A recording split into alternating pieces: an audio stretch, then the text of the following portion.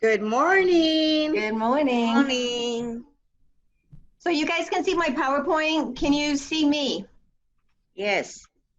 All right. Well, we're going to get started. I want to, I think we have Victoria. I think you have to put yourself on mute, please. Yeah. If everyone could mute themselves. Yeah, fine. Yeah. Victoria? Okay, thank you. Welcome, everybody. I want to thank you for joining us for the second summer series for Southern California School Nutrition Association. Our goal is to stay connected, to provide some timely information, and to have some fun. Yeah. I want to preface this by saying anything that I say is not of you. Exactly. Uh-oh, who's talking? They're not. Hey, Heather, can you mute her? I can't. I tried. Can somebody call her up? Hey, is she doing okay? She's studying. I can't see her. Okay. Where's she studying? Big. Oh, okay. I got her. There she goes. Bingo. Okay. Okay. Today we have a wonderful agenda. Lisa Marquez is from Sunrise Produce will lead us in the Pledge of Allegiance and then also talk about our TikTok challenge. And then I'm going to do a quick update. And then Stacy Sagowitz from Food Safety Systems, she is going to be our main presenter, and she's got a nice PowerPoint full of information. And we'll have a question after her presentation. We're going to have John Sugimoto, Vice President of Integrated Service. He's going to be our entertainment today, so please stick around for that. And then we'll come back to Stacy and we want you to post any questions in the chat box. And Heather Ibarra, she's my wonderful teammate. She's working with me today to help bring this Zoom meeting to you. And we will then ask the questions and Stacy will answer. If we don't have time to get to all of them, we will post them on our website, Eat Smart to Be Smart. Who else do I have to mute now? I can't see everybody. Can everyone please put on their mute button?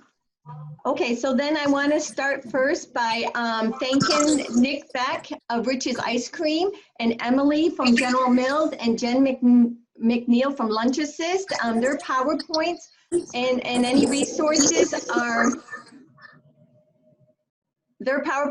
resources are also on the Eat Smart to Be Smart in the library. I also want to thank Claude for providing the entertainment last week. So welcome again. I want you to actually please share these summer series with your local chapters. We want to reach out and connect with our team members who are also on the front lines doing bulk of the work. I also want to say that we're part of the School Nutrition Association. We're under California School Nutrition Association, and even the LA County and other counties and CDE, they have all developed platforms to help keep us connected and informed. So please participate in those as much as possible too. We were kind of in a stand mode for a while, but I think we're jumping back onto that roller coaster and lots of things will be changing. SCSNA is now looking for people to do breakout sessions, so please consider that. And I also ask that once you know what your school day is going to look like when you open, please let your manufacturers and distributors know. Supply chain is going to be, well, they need to know. So also for next week, I'm hoping that we can get our new entertainment. And if you have seen this man, please tell him Southern California School Nutrition Association is looking for him. I believe his name is Nate. What is it? Nate Van Winkle, Heather? Yeah, Nate Van Winkle. Nate, and he's from Meals Plus. So if you know Mike Borges or Nate, please tell him that next week we expect some live entertainment. He also too will be trying out for The Voice. Just this morning, I found out, and some of you may already know, but I'm again trying to provide you timely information. The California Teachers Association sent a letter to our the governor and our legislators on June 8th, requesting that they do not open school, that they do it 100% virtual. So this will, again, you can read it in more detail on Eat Smart to Be Smart. But Wow. some of the things that they are requesting is physical distancing, of course, is 6 feet, reducing the number of contacts, you know, all the usual things, but no recirculated air whatsoever. So, And how do I know it's, okay, but how do I know, everyone please mute when you come in. Thanks. Okay, virtual academies. This one came from Orlando just a few minutes ago. He emailed CNIPS to ask, does it require a new site? So virtual academies do not have to be added to CNIPS since they are not a brick or mortar. But if you have like a virtual school in your student database, then in your POS system, you'll have to add one there. And then if they go pick up meals wherever, then you're going to have to treat them as a visiting student. And this is a segment I call Get to the Point. So as you all know, LA Unified School District, our mothership, has decided not to return to school. They're going to do distant learning for the first quarter, and they will open up probably at the start of flu season. Given the recent spikes, back. So given the recent spikes for LA County, this information came out Wednesday. Instead of 1 out of every 1,000 being infected, now it's 1 in 100. Oh, I'm ahead of myself. This came out, this was a superintendent call on Wednesday that I was not invited to, but I went anyhow. And I do want to let you know that they changed the number of minutes for minimum day. So this could affect your meal plan. So kinders have to be there only 3 hours if it's if it's part of the hybrid, and grades 1 to 3, 230 minutes, and grades 4 through 12, 4 hours. So that may change your meal plans. So the LA County provided an update. We're doubled our rates of COVID cases in about 4 weeks, and it's 1 in 100 people are infected. The good news is it's from ages 18 to 40, and I'm above 40. So that's good for me, but it's not good for everyone else. Now I'm gonna talk about COVID and quickly, and I don't want anyone to think I'm being too flip about it. I am gonna be flip about it, but I do wanna say, I understand a lot of people have suffered from this and got better. And I know some people have passed away from it. And I also, my heart goes out to people who have lost loved ones, even if it wasn't COVID, because our whole grieving process and the way we say goodbye to our loved ones now has been stymied, and it's very short, and it doesn't always give people the time to go through the grieving stages that they would normally do. So I'm going to take a little bit lightly, but I understand the seriousness of it. And I want can you please mute yourself? I can't see you, so I can't mute you. Okay. Hi, Lil. I didn't even see you there. Okay. Maybe that's the person. So in LA County, these are the numbers of, for California, the number of confirmed cases and deaths. And I believe we have like a 4.3% nationwide. But here I focused on our counties. Orange County, and so I just want to give you a comparison, but this is where I want you to think of it differently. So the people who are staying home and are so frightened and you haven't left your house since March, I want you to start looking at it as the recovery rates. So you can start seeing it from a different perspective. So in California, we have a 97.75% recovery rate. In Riverside County, it's 97.8. In Orange County, it's 98.2. In San Bernardino County, 98.3. In LA County, we're not doing as well. So we need to do a little bit better, 97.1%. So think of it a little bit differently. Then for those people who think that this isn't serious, I want you to come from that side of the pendulum and come back into the middle a little bit. So this is from Johns Hopkins, and here is from February to now, and here's the increase of cases. And as you see, US is this orange stripe, and we're not doing too well. So I want you to think of it as, from my perspective, that I'm very competitive, and I would like to see that number come down. So we need to do a little bit better like New Zealand. I read an article, well, I didn't read the whole thing because my attention span's like this, but I read an article and it stated 5 reasons why New Zealand's incident is so low. And I think the main thing they left out is because it's a woman prime minister. And so if you see down below, you also have 6 other leaders who happen to be female, and they're all doing really well.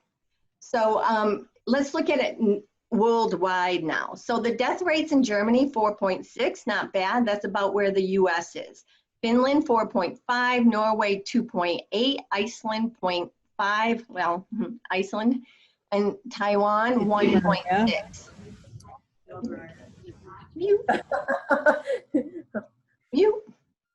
Mute. Okay. This is Taiwan. This is a picture of Taiwan's commute. And they're wearing masks, which is a good thing because they don't have windshields. At least we have windshields. We need to be doing better. We have windshields in our car. But there's one brave lady not wearing a mask. But for the most part, they wear a mask. And this is a picture of Taiwan school and what it looks like. This is what they get when they get off the airplane. I think it's an air freshener. This is what they did in February. February, my people. They built places where they can put beds. Remember, that's why we shut down to begin with. I don't think we built anything yet. But we need to learn from the other cultures. So this is Japan's, and I like Japan's because it's nice and short and sweet, and it's easy to remember. The three C's, avoid them.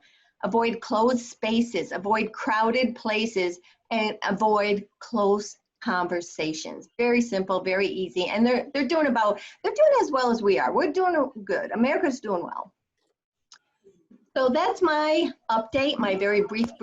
And now I want to turn it over to Lisa Marquez for the Pledge of Allegiance. And whether you take a knee, stand, or sit, we can all pledge allegiance to the flag. And Lisa, you take it over, please. I got to unmute you, or you have to unmute yourself. Good morning. Hi. Okay. Oh, you got it. Ready? Yeah. 1, 2, 3. I pledge allegiance to the flag of the United States of America and to the republic for which it stands, one nation, under God, indivisible, with liberty and justice for all. Thank you, Lisa. And if you could also talk about the TikTok challenge, that would be wonderful. Yes. So Maria challenged Anna, obviously, with these meetings, which have been phenomenally launched very well. And Anna tasked me with doing some fun stuff throughout the Zoom meetings. And one of the challenges that is really popular right now, and you all might be familiar with it, it's in the news right now. So we might not want to call it TikTok anymore, but this is a Pass the Fruit challenge that we came up with. And what Maria and Anna's vision was is how can we keep our membership connected? Obviously, we can't gather together with the 3 C's. So this is a way for us to stay connected. We're going to have one video that's going to show everybody passing a fruit. It was sent out last week and again this Monday by SCSNA. There are directions on how this works. So you're just going to grab any fruit or vegetable, your favorite, have a partner toss it to you, the fruit or the veggie from the left. Your partner should not be in the video. If you're using a front-facing camera, you're going to toss from the right, touch the fruit and veggie, show the camera, take a bite, with whatever you choose to do. You could play with it, you could show it to the camera if you want to peel away. Give a smile, you know, whatever it is that you want to do, and then you're going to toss the fruit to your right. If you're using a front-facing camera, toss to the left. Hold on. So we did include a sample in there of me and Brooke doing it here, so it gives you an idea. So far, we've gotten about 15 members that have sent in their videos. If you find it too challenging and you need someone to come out and videotape you, Brooke can schedule something with you next week to come out and videotape you. It's going to be really fun. We're hoping to get at least 50 people, and it'll just be a video of going to one-to-one. We will be announcing at the bottom what district or what industry you're from. And it's going to be fun. It's a fun way of staying connected. So again, if you need help and you feel you can't do it, Brooke can schedule herself to come out and videotape you. Thank you so much, Lisa. And I know Alexis and I and several others, we did it last week, and it was a lot of fun just to put it together. And I can't wait to see us all connected in one little video. Also, Anna, one more thing. Go ahead. This will be aired at the first SCSNA meeting in September. Oh. So I'd love to see all members in this TikTok or Pass the Challenge video. So it's industry and directors, either way. Right. And our local chapters as well. We really want to include our team members who are on the front line and who have never gone home yet. They're still at the school. Lisa, when is your deadline for this submission? Our first showing will be at our next Zoom meeting, which is July 17th. Correct, Anna? Yeah, you want to just show a snippet of it then so they see it and not the whole thing? Sure. So I'm going to share it, right? Yeah. Because I thought you said you wanted to show it at the CSNA, but yeah, we can show what we have until then and just keep building on it, right? Yes, exactly. So do you have it on your end, Anna? Because I'm not sure how to share this. You know what? I will try, but I'm going to find it while Stacy's talking, and then I'll pull it up at the end. And okay. And so the deadline is 2 hours. 2 hours. Okay. No, the deadline would be, if you want to be on the snippet we show next Friday, it would be sometime this week or Tuesday, I think. So they have time to put it together. Otherwise, we'll add you on. We're out of fruit. Oh. Okay, so now we are going to Stacy Sagowitz, Food Safety Systems. She is going to present to us, and Heather is going to take over the screen right now. And do I have to give you the screen, Heather? No, I have it. Okay, thank you so much. Please remember to mute your microphone. Good morning. Good morning, everyone. Can we go back one slide to the start, Heather, please? Sure. Okay, so for those who don't know me, I'm Stacy Sagowitz. Our company is Food Safety Systems, and we provide food safety and sanitation assessments and training to school districts. My focus today is navigating food safety in a pandemic. It's not about COVID. It's not about that part of it. It's how you function in this environment. So from a food safety perspective, I've titled this, It's All the Same but Different. And the reason for that is nothing has changed from a food safety Cal Code perspective in terms of what you're required to do to keep your customers safe. Next slide, please. So I'm going to go through some things, processes and procedures, why hand washing is so important, keeping your staff safe, sanitizing versus disinfecting. I think that is probably the biggest misnomer, misconception, misunderstanding, social distancing in your kitchens, and some checklists and resources. And next slide, please. We'll start with procedures and processes. And the thing that I need to stress more than anything else is this is a moving target. And we have customers in all 6 counties, right? We're in Ventura, San Bernardino, Orange, LA, Riverside, San Diego, San Bernardino. And regardless of where you are, nothing is concrete. I have been on Zooms and webinars and whatnot with every county office on their websites to find as much information as I can. And they are all over the board. Some are very, very specific about what they want food operations to do. And some of them are going based on state guidelines. So I kind of will talk about counties at the end. But what I want to stress more than anything else is nothing from any county has been specific towards schools. So because you all are considered food facilities operating under Cal Code guidelines, this is a presentation based on Cal Code and based on what we were able to determine is going on in various counties.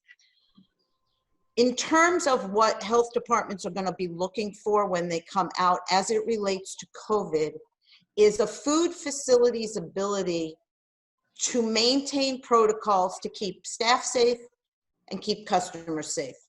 So again, this is not specific to schools right now. I can only take the analogy of the counties are saying this for food facilities, retail operations, and for right now, because there's nothing more than that, this is the best that we can provide because you are considered food facilities. So procedures haven't changed. When I talk about processes, it's not that hand washing has changed, but without a doubt, hand washing is the #1 thing you and your teams can do to keep one another safe. And I'll talk about hand washing in the next slide, but as much as we promote hand washing and that it should be done every time you touch your face, every time you change your glove, you touch. A director asked me the other day, what happens if an employee opens up the refrigerator and the handle's been disinfected with a glove? Well, you know, is the disinfectant going to harm the student? The answer to that question is not, is the disinfectant going to harm the food? The question is, why isn't that employee taking off their glove and putting on a fresh one? So the diligence to hand washing and really the nitpicking and to stress to your staff, they need to tattle on each other. Hand washing is an amazing defense against the spread of COVID, and I'll talk about it in a little bit. Face coverings, I know that your districts are going to have protocols and whatnot, but we know that face coverings will protect other people from yourself. So, and what are you going to be doing about employee health? So those are things we've never done before, so that's a process that's changed. Social distancing, of course, is brand new from a kitchen standpoint, and I empathize with all of you because I've been in many of your kitchens and they're the size of a closet, and this is going to be a challenge, and I understand that. And then disinfecting. We talk about sanitizing in food operations, but we've never focused on disinfecting. And it's important in your facilities that you understand the difference between disinfecting and sanitizing, because disinfecting on food contact surfaces must be done differently than disinfecting anywhere else. Next slide, please. Okay, so why is hand washing such a big deal? #1, let's be real clear, hand washing does not kill the SARS-CoV-2 virus, and that's the virus that causes COVID-19. However, the coronavirus, the crowns, the spikes that are coming off of that virus, and that's how it gets its name, corona, are washed away easily when you provide soap for them to adhere to, and when you wash your hands properly, the virus is washed away. The reason I want to stress hand washing is because the reality is when you wash down your surfaces in your kitchens, whether they're food contact or not, that washing away will do the same thing as hand washing. It will help to minimize the, it'll help to minimize the, sorry, my computer told me it's running low. It will minimize the virus on the contact surface, doesn't kill it. So don't think of hand washing as a kill agent. Think of hand washing as a prevention to wash away as much of the virus that might be present, all right? And then you also keep your hands clean to avoid the risk of self-infecting yourself, right? We touch things, we touch our nose, our eyes, our hair, our face, and the contact points are your nose, your mouth, and your eyes. You cannot wash your hands too often. We can't stress it enough. You really need to remind your teams every time they touch something, because they've changed a route, a direction, or a task, they need to wash their hands. And I am not a proponent of hand sanitizer. For those of you who have been using it over the last 3 months, you might have noticed your hands are chapped and dried and cut and whatnot. It is a good replacement for when you don't have the ability to wash your hands, but hand sanitizers are alcohol and they will dry your hands out. So they're recommended for when hand washing is not available. If your kitchens have sinks, I highly recommend you focus on the hand washing versus the hand sanitizing. Next slide. All right, so how do you keep your team safe? Unfortunately, you don't get to rule the roost in all your kitchens all the time. Sometimes it comes from higher up in your district. And so the number one thing I think you need to be aware of is what is your district doing in terms of the protocols they're going to put into place for employees coming to work. Will it be temperatures at home? Will it be a checklist? But whatever your district's policy is, and I'm sure they will all have one before people start entering buildings, you need to look at that and adopt that and go with what the district protocol is. The other thing is, before you go adopting your own, make sure they follow legal guidelines. This whole process of people checking their temperatures and reporting it and whatnot have HIPAA regulations and privacy regulations. So in this case, in terms of what you're going to do to make sure your staff is safe when they come into the kitchen, is talk to your HR department and what the district is doing. Make sure your staff is trained on the proper use of a face covering. I know I'm out in the street and people have them on their lip. And it's kind of like using windshield wipers when you don't have a windshield on your car. You're going to get wet. It's, you know, proper usage, how to take it off, how to put it on, what to do when you take it off. And what are you going to require your staff in terms of other personal protective equipment? Gloves, aprons. I think gloves will serve a purpose if you're going to be doing serving and handling of food. But again, they have to be handled the same way you would wash your hands. For those of you who are directors or those of you who are vendors, there's probably going to be a protocol for what is expected when you go into a kitchen or into a school building. And the district will have protocols as well.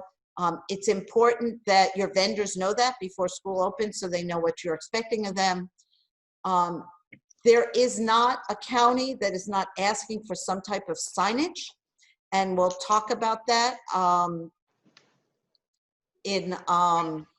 when we get to the counties. But some of them have given guidance, okay? And then I think it's important to know, what are you going to do if one of your employees contracts COVID-19? I'm sure the district has a protocol for what to do for teachers and staff, but the question becomes, you should know that up front versus why wait till it happens. Okay, next slide. Social distancing. They know that 6 feet helps keep the spread. I can't imagine how this is going to play out as your kitchens reopen.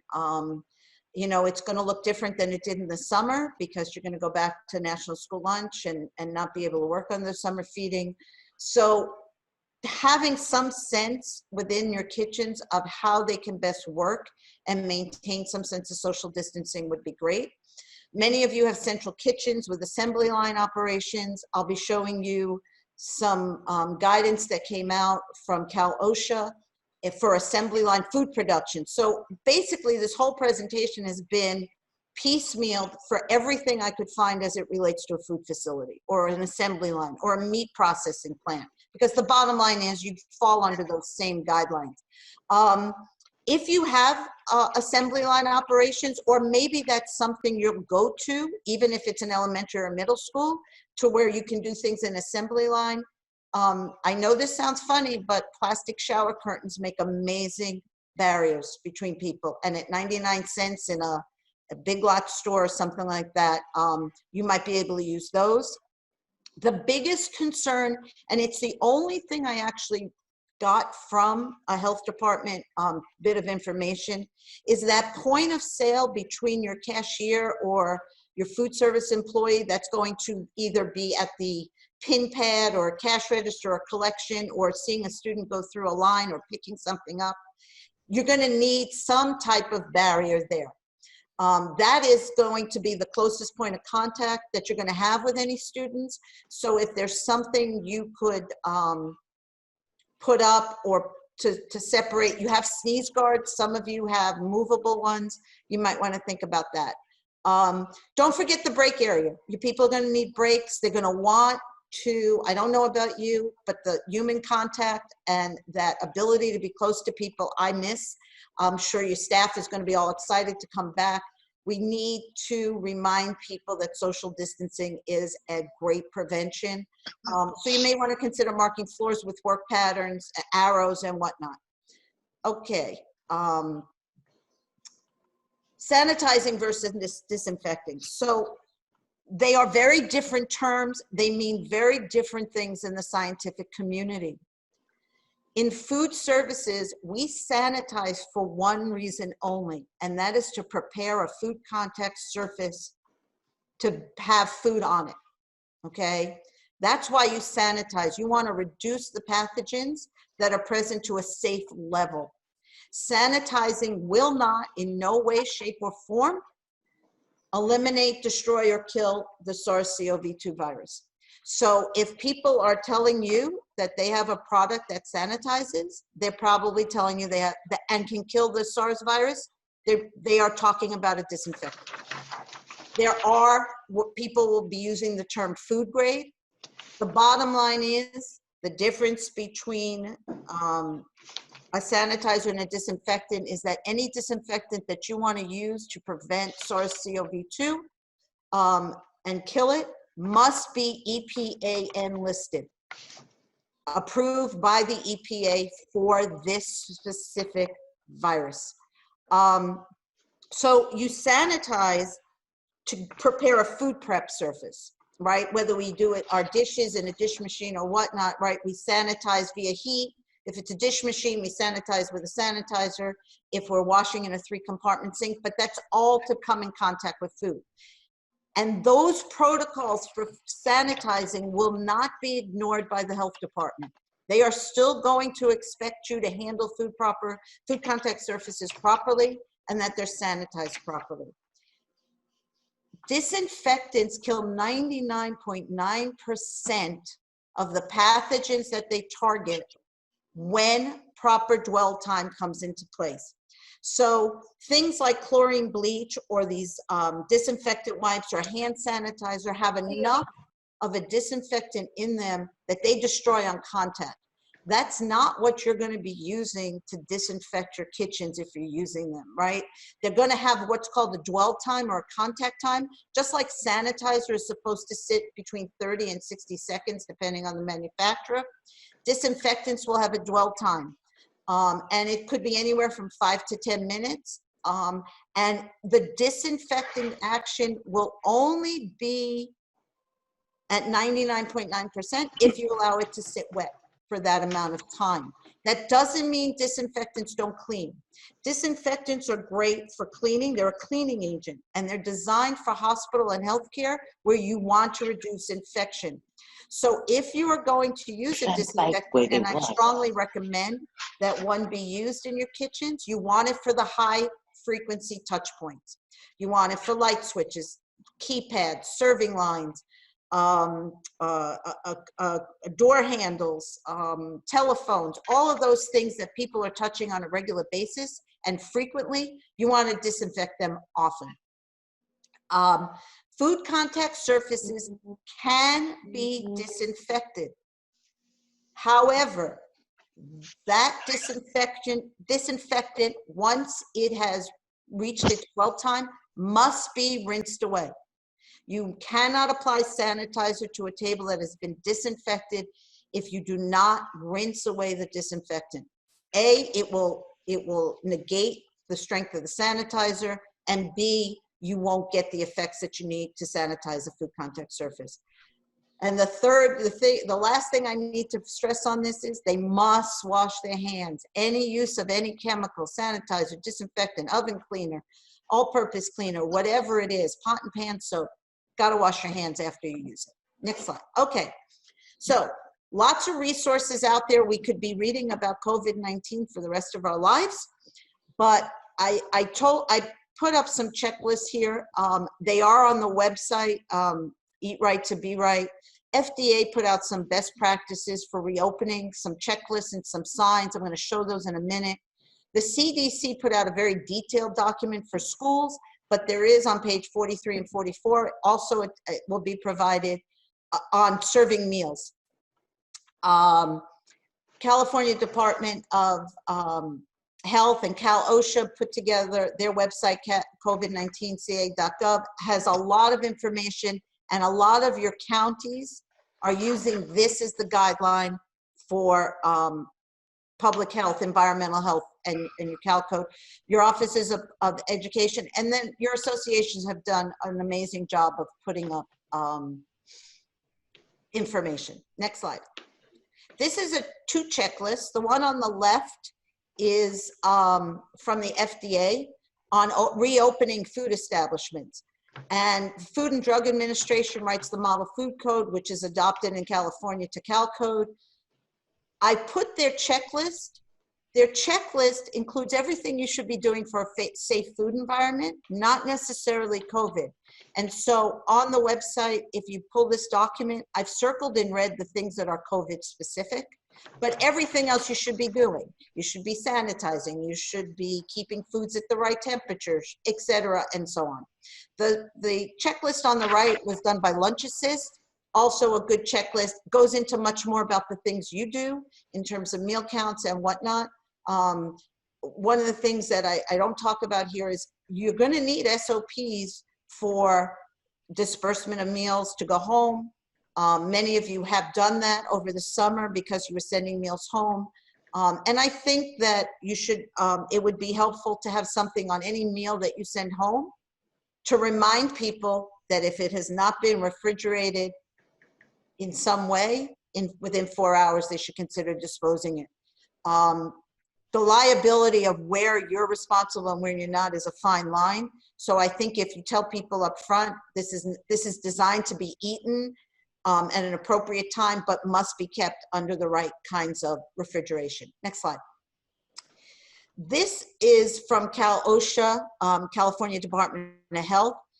This document was published in May. It's been updated. I just used it here for the slide, and I think the updated version I put on the website.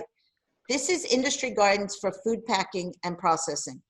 And the issue is they gave an excellent flow chart of how you can set up an assembly line and keep social distancing. So it might be helpful to some of you. Next. Okay, so 6 counties, 6 stories. This is what I was able to find. And again, a lot of this information is on, all of this information will be on the Eat Right to Be Smart website.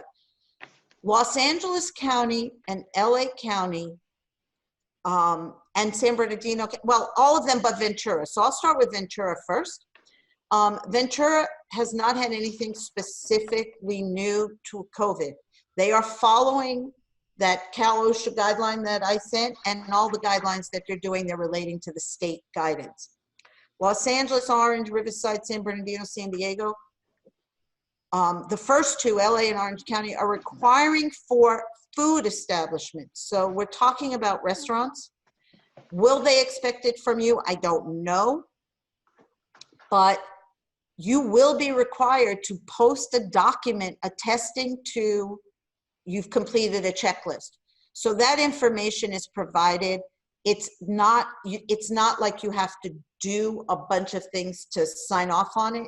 All of you who maintain good practices shouldn't have a problem with that. Orange County has a letter you have to sign and post.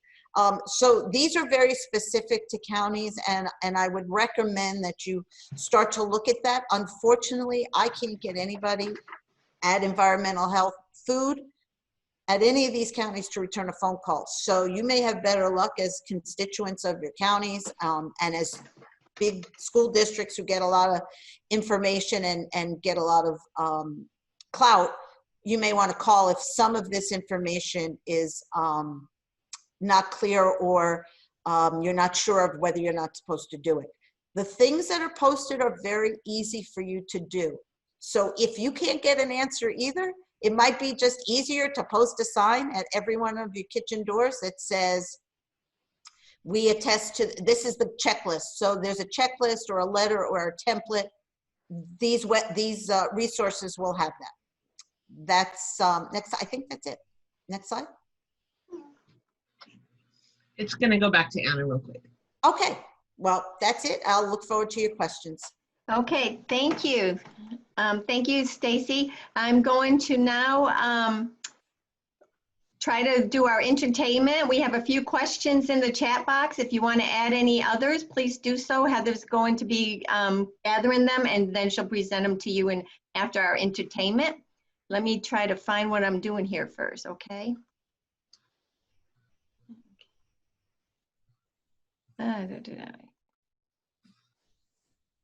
Oh, gosh.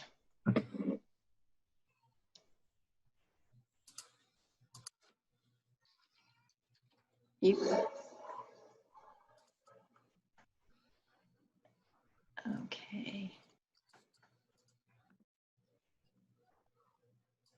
Sorry. I'm not. Can you see the video there? Can you see this? Yes, I could see it. Thank you. Let me see. How do I start it? Oh, right there.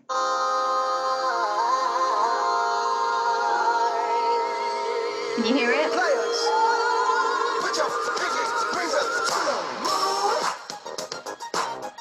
This is the TikTok challenge.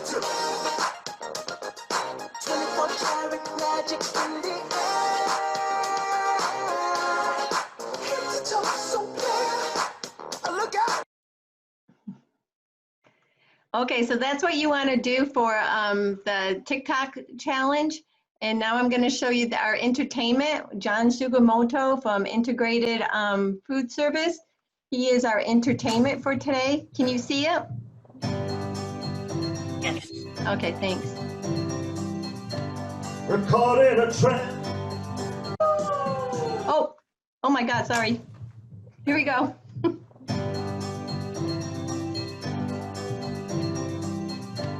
We're caught in a trap. I can't walk out because I love you too much, baby.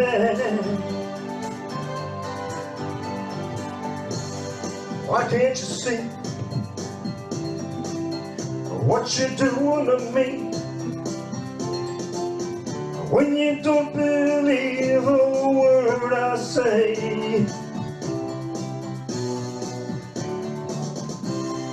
we can't go on together with suspicious minds, and we can't build our dreams on suspicious minds.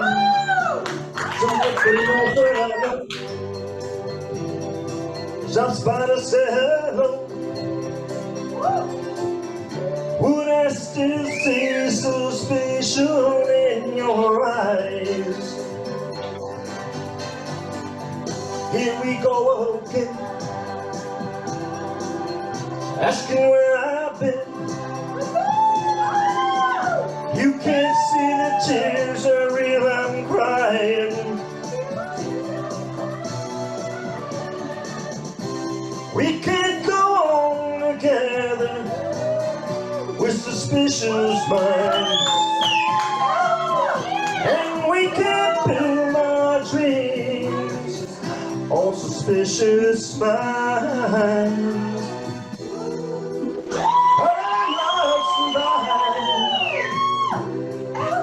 I'll dry the tears from your eyes. Let's don't let a good thing die.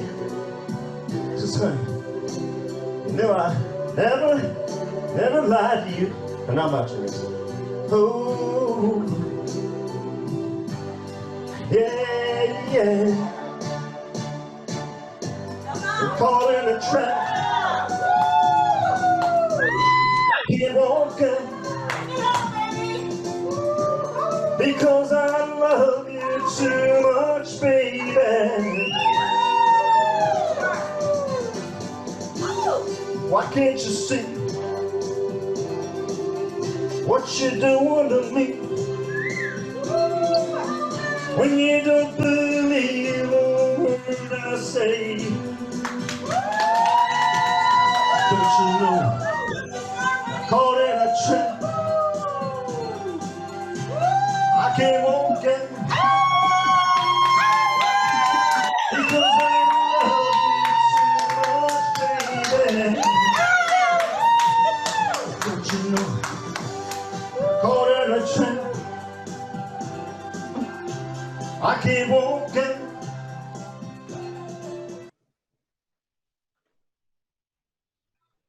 Okay, so that was our entertainment. He's pretty good, isn't he? Yeah.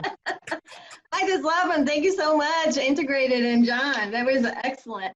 And thank you to his wife, Dorothy, for allowing us crazies into her home. She was pretty much quarantined, but she let us in. We did practice social distancing, wore a mask. But I did find out from Japan that karaoke is a very highly dangerous activity during this crisis, but we came out okay.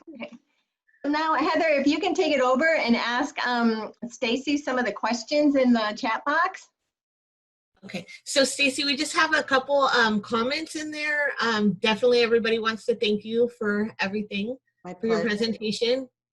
One is a comment. It just says, hi, for face masks, are we purchasing face shields instead of masks, like a portable sneeze guard in front of the face? And if you do that, do you have to wear a mask with a face shield?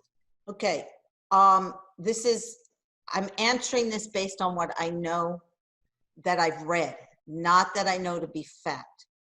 It is my understanding that whether you have a face shield or not, they want a mask. So it's a face mask and a shield. For those of you, the shield might be an acceptable barrier if you don't have something to put up for at that point of service. A shield might be a way to go. But I have not read anything that has said you can go without a mask if you have a face shield. That's my understanding at this point. I'll certainly share if I learn more. So Anna, the rest are more comments, just the two questions from your two. Okay. Thank you, Heather. So Sally mentioned she has concerns about her employees wearing masks in the very hot temperatures, when we hit 100 degrees. Do you have any ideas or tips, Stacy? Okay, we know just from experience of the last 3 months, my teams, we've been trying them. Cotton seems to be the lightest weight, and people are making cotton masks. They suggest, if you're going to do that, a couple of layers, not just one piece. And they are saying now bandanas and those things you pull up are not as effective as masks. And the reasoning for that is, again, one layer, okay, versus a mask which is multiple layers. We know cotton is a lot cooler. The other thing is, I know that the hospital type masks, I don't want to say paper because they're not, but what they seem to be the lightest that we've come across right now. But a cotton mask, and there is nothing to keep anyone from using a homemade mask. A lot of people have found that making something from cotton and on their own seems to be working well. Thank you, Stacy. And I think having a reusable one also helps save our environment. I'm very Absolutely. concerned about it right now. Christina asked, is there a disinfectant with I can't read my writing. See if A I can- shorter dwell time. I saw the question. Oh, did you? Okay. Yeah, I saw the question. The question was, are there disinfectants with shorter than 5-minute dwell times? If you're using a hand sanitizer, it's instant. If you're using, I just saw something that came out that said a Lysol spray, a certain Lysol spray, instant. I think we need to be careful of what we're saying here. When you apply a disinfectant to a handle or whatnot, you're wetting a towel, you're not spraying directly on the item. You can't afford to ruin electronics and whatnot. The disinfectant works very well. You spray a towel, you wipe it on a handle. The handle is wet. You walk away. 5 minutes, although it can be a long time when you're sitting waiting for it to be over, but if there is a process in your kitchen where every 2 hours you're disinfecting high touch point surfaces, by the time you start at one end of the kitchen and get to the other, the 5 minutes will be over. There may be some that are less. Remember, they'll all do the same thing they're designed to do. Be careful of 1 minute claims, 2 minute claims. The shorter the dwell time, the stronger the material. You may not want to use the same N-list EPA disinfectant as what they're using in the rest of the school building. All right. So if 5 minutes seems like a long time, I don't know. There might be ones that are shorter, but the bulk of the ones on that N list are 5 minute dwell times. Okay, thank you so much, Stacy. Yeah. We now have 10 minutes left, so we're going to go into some chat rooms. If you have more questions, please email me and I can get them to Stacy and we'll answer them on Eat Smart to Be Smart. But I also see that Maria is here and she is our fearless president. So Maria, if you want to say a few words while I get the chat room set up. Yeah, thank you again, everybody. Stacy, Anna, thank you so much. I just wanted to give a shout out to Nick and Emily for last week's contest. One of my staff members won and she was excited and so happy. And I actually haven't given her the packet, but it's here and it's amazing and actually very massive. This is what I mean, there's more stuff in there. So I just want to thank you for this. And I appreciate everyone just joining us. And there's so much information that we all need to hear. So I really appreciate it. Thank you, everybody. Thank you, Maria. Okay, so I'm going to, for those of you who don't know how this works, I'm going to automatically divide you up into chat rooms. There's 91 people, maybe some, or 89 now, some people are leaving, but you will automatically go to a chat room. So please just start to share with each other. And then after 5 minutes, I'll bring you all back, okay? So go talk to each other. Make sure your mics are off. Okay.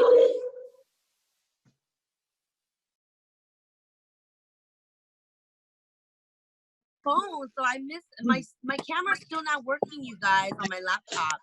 Oh, That okay. making me mad. That's how Well, this concludes our meeting for today. So we are going to have another one next Friday. So I hope you join us again on whatever next Friday is, July 17th. Try to do the TikTok challenge and reach out to Lisa or Brooke over at Sunrise and they'll help you with it. It's a lot of fun to do it. You can do it with family members or your team workers. It will be really, the longer we can make that chain, the better. Yeah. Oh, yeah. And if there's any topics that you would like to have us covered next week, I really would like to bring in some more of the local chapters and to provide some connection and with them as well. So I just want to thank everybody for joining us. I just love to see all the faces and I hope you have a wonderful weekend. Please know that anything I say is not representative of any of the organizations or any sane person. It's just my perspective. And it's great to see you. Stay safe out there. Bye, Bye, everyone. Thanks, Anna. Bye. Bye. Bye. Bye. Bye.